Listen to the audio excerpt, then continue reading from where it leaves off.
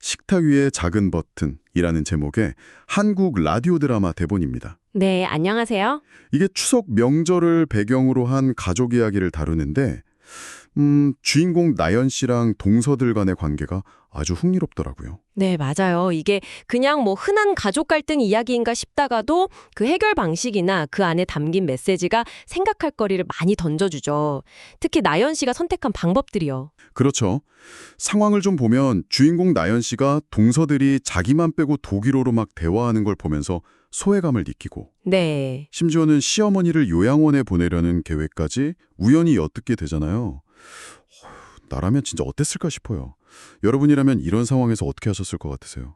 이게 참 어려운 상황이죠. 그냥 넘어갈 수도 없고. 근데 이 드라마는 나연 씨가 침묵하는 대신에 어떻게 보면 좀 과감한 적극적인 방식을 택하는 과정을 보여줍니다. 네, 그 중심에 바로 그 스마트폰, 작은 버튼이 있는 거고요. 맞습니다. 녹음 기능이죠. 그래서 오늘 저희는 이 대본을 통해서 이런 복잡한 가족관계 안에서 내 목소리를 내고 또 내 경계를 지키는 어떤 효과적인 방법이 있을지, 그리고 나연 씨의 그 선택이 뭘 의미하는지 좀 깊이 파헤쳐 보려고 합니다. 특히 그 기록이라는 것의 힘, 또 예상치 못한 외부 요인이 어떻게 작용하는지, 그리고 타이밍의 중요성, 이런 부분들을 좀 중점적으로 보면 더 재미있을 것 같습니다. 좋습니다.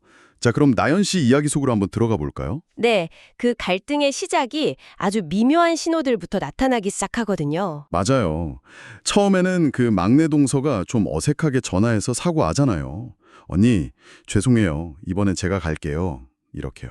네, 근데 나연 씨가 딱 잘라 거절하죠. 이번엔 그냥 힘들겠다. 여기서부터 벌써 뭔가 이전부터 쌓인 게 있구나 하는 게 느껴지죠. 그 쌓인 것 중 하나가 바로 그 독일어 대화. 동서들의 배타적인 행동이잖아요. 어른들 앞에서는 막 살갑게 구는데 자기들끼리는 나연 씨가 못 알아듣는 독일어로 이야기하고. 그렇죠. 이걸 뭐 전문 용어로는 마이크로 어그레션이라고도 하던데 일상에서 겪는 아주 미묘한 차별이나 무시 같은 거요. 당하는 사람은 이게 은근히 스트레스 받고 소외감 느끼거든요. 대본에서도 나연 씨 내레이션으로 나오죠. 처음엔 농담인 줄 알았는데 농담이 아니었어요. 그 감정이 딱 느껴져요. 근데 이게 그냥 뭐 기분 나쁘다, 서운하다 이 정도를 넘어서는 사건이 터지죠. 바로 시어머니를 요양원으로 보내려는 계획. 맞아요.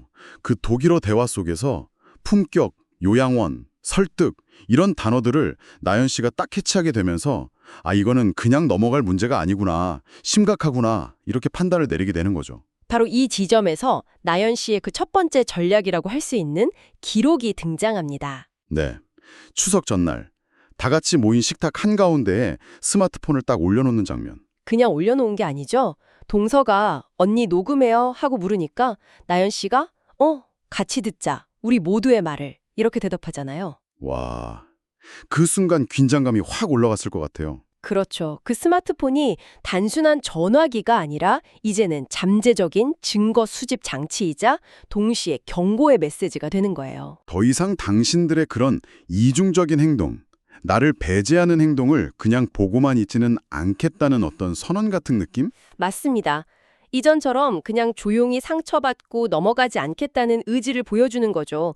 근데 여기서 중요한 건 아직은 아무것도 폭로하지 않았다는 점이에요.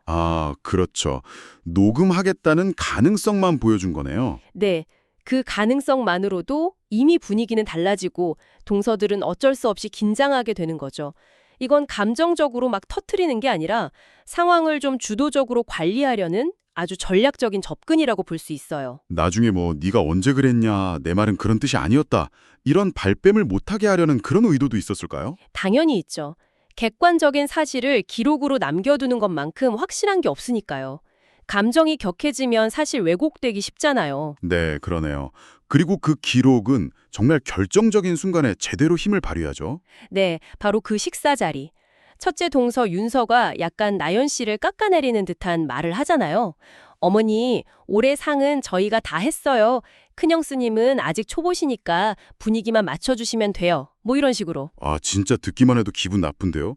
근데 그 말이 딱 끝나자마자 나연 씨가 기다렸다는 듯이 스마트폰 재생 버튼을 누르죠. 타이밍이 정말 기가 막히죠?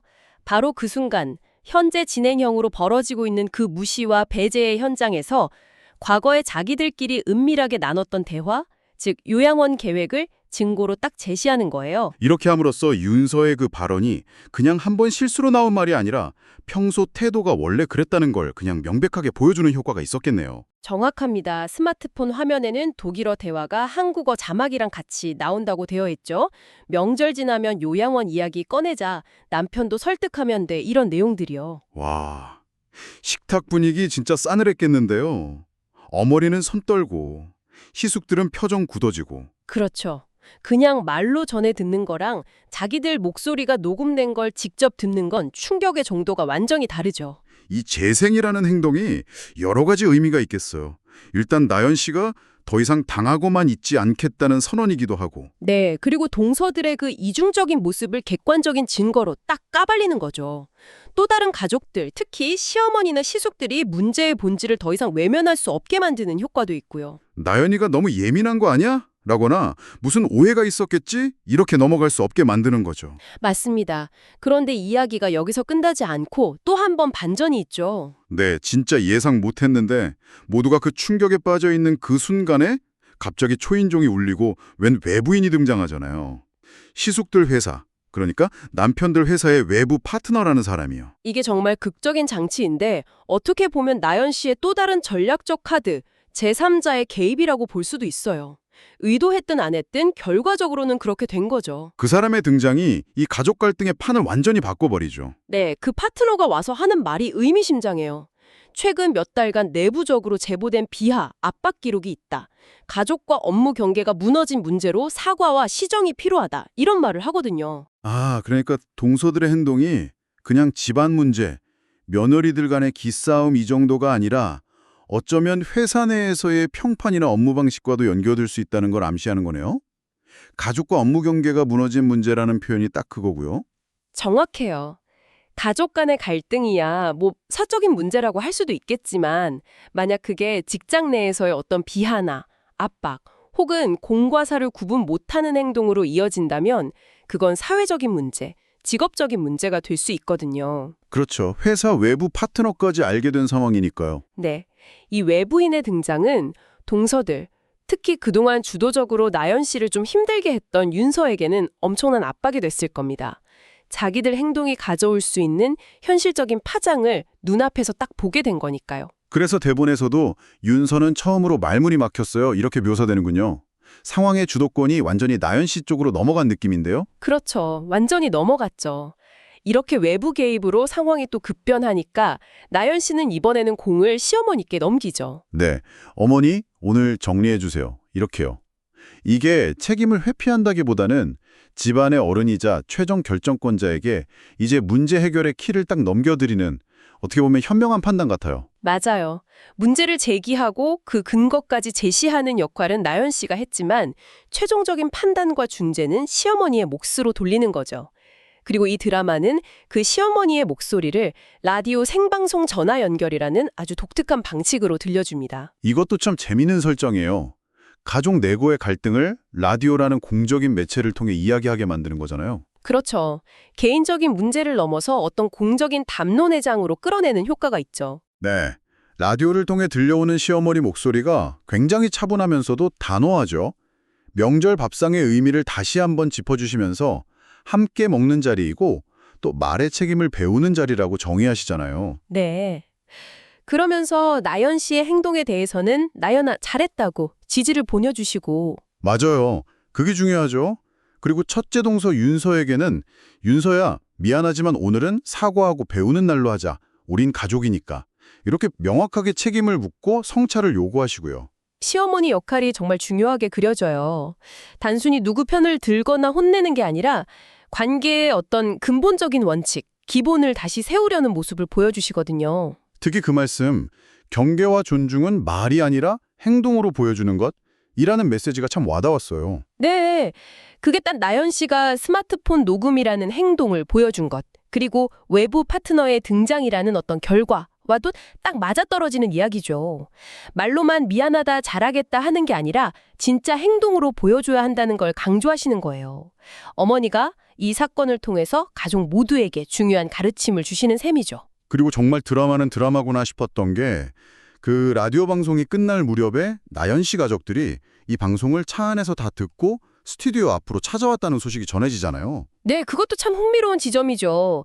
집이라는 사적인 공간에서 시작된 갈등이 라디오라는 공적인 매체를 통해 중재되고 그 결과가 다시 가족이라는 사적인 관계로 돌아와서 영향을 미치는 그런 순환 구조를 보여주는 것 같아요. 어떻게 보면 라디오가 예상치 못하게 화해의 장을 마련해준 셈이네요. 그렇죠. 라디오 부스 유리창 너머로 첫째 동서 윤서가 고개를 숙이는 모습이 보였다는 묘사가 나오잖아요. 그 공개적인 상황이 오히려 진정한 사과와 반성의 계기가 되었을 수도 있겠다는 생각이 들어요. 네. 그리고 나연 씨의 마지막 대사도 참 인상 깊어요. 유리창 너머 동서를 보면서 오늘은 경고가 아니라 기회예요. 다음 명절에는 정말로 함께 먹는 자리로 만들어봐요. 이렇게 말하잖아요. 맞아요. 그러고 나서 식탁 위에 놓았던 그 녹음 버튼을 끄죠. 이 마지막 장면이 참 많은 걸 생각하게 해요. 나연 씨가 원했던 게 단순히 돔서들을 망신 주거나 복수하는 게 아니었다는 걸 보여주는 것 같아서요. 그렇죠. 폭로를 통해서 얻은 그 주도권을 가지고 관대를 파탄내는 게 아니라 오히려 관계 개선의 기회로 삼으려는 굉장히 성숙한 태도를 보여주는 거죠. 녹음 버튼을 끈다는 건 이제 더 이상 감시나 기록이 아니라 진짜 소통과 노력으로 나아가 보자는 어떤 상징적인 제스처 같기도 하고요. 네. 오늘 살펴본 이 식탁 위의 작은 버튼 이야기는 가족이라는 참 복잡하고 어려운 관계 속에서 어떻게 나 자신을 지키고 또 갈등을 피하지만 않고 마주하면서 풀어갈 수 있는지 그 과정에서 때로는 예상치 못한 도구나 외부 요인들이 어떻게 활용될 수 있는지를 보여주는 아주 흥미로운 사례였던 것 같습니다. 네, 나연 씨의 행동을 보면 그 기록을 통해서 자기를 방어하고 또 타이밍을 아주 절묘하게 활용해서 문제를 효과적으로 제기하고 외부 개입이나 권위자, 시어머니를 통해서 상황을 정리하고 마지막에는 이 갈등 자체를 성장의 기회로 삼으려는 시도까지 정말 여러 단계의 전략을 보여줬다고 할 수 있겠네요. 이 이야기를 듣고 계신 여러분의 삶은 어떠신가요? 혹시 가족 관계든 아니면 직장 생활이든 다른 관계 속에서 좀 미묘하게 선을 넘는 듯한 행동이나 나연 씨처럼 소외감을 느끼셨던 경험은 없으신지 모르겠어요. 그런 경험들이 사실 누구에게나 있을 수 있죠. 네. 나연 씨 이야기는 그런 상황에서 그냥 참거나 침묵하는 대신에 내 목소리를 내는 것, 그리고 그 목소리에 힘을 실어줄 수 있는 어떤 근거, 나연 씨의 경우에는 녹음이었죠. 그런 걸 마련하는 게 얼마나 중요한지를 다시 한번 생각하게 만드는 것 같아요. 맞아요. 원작 라디오 드라마 마지막에도 좀 실용적인 조언들이 나왔다고 하더라고요. 예를 들면 감정이 너무 격해지기 전에 객관적인 사실들, 뭐 언제, 어디서, 누가 무슨 말을 했는지 같은 것들을 좀 기록해두는 습관. 기록의 중요성. 네. 그리고 나의 경계가 무엇인지 상대방에게 좀 명확하게 알리고 만약 그게 지켜지지 않으면 어떤 결과가 있을 거라는 걸 미리 좀 경고하고 실제로 그걸 이행하는 것. 미리 알리는 거군요. 그리고 혼자서 너무 힘들어하지 말고 뭐 믿을 만한 친구나 동료 같은 증인이 될 수도 있고 아니면 좀 더 전문가나 공식적인 채널 같은 제3자의 도움을 받는 것도 고려해 볼 수 있다는 거죠. 나연 씨 경우엔 시어머니나 외부 파트너가 그런 역할을 해준 셈이고요. 네, 오늘 이야기에서 그런 전략들이 어떻게 쓰였는지 다시 한번 생각해보면 좋겠네요. 근데 이 드라마는 그래도 극적인 화해의 가능성을 보여주면서 끝나잖아요. 윤서가 고개 숙이고 나연 씨가 기회를 주겠다고 하고. 그렇죠. 하지만 현실에서는 어떨까 싶어요. 이렇게 한번 크게 부딪히고 나면 그 금이 간 신뢰라는 게 과연 쉽게 회복될 수 있을까요? 정말 어려운 문제죠. 다음 명절에는 정말 함께 먹는 자리를 만들려면 나연 씨뿐만 아니라 윤서 씨를 포함해서 관련된 모든 가족 구성원들이 정말 많은 노력을 해야 할 거예요.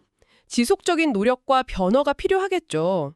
어쩌면 진짜 해결은 그 버튼을 누르는 극적인 순간이 아니라 그 이후에 시작되는 건지도 모르겠어요.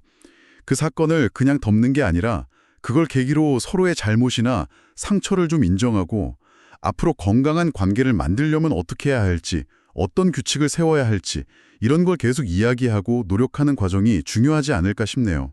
네, 맞습니다. 그 이후의 꾸준한 소통과 노력이 어쩌면 더 중요할 수 있죠. 이 문제에 대해서 여러분은 어떻게 생각하시나요?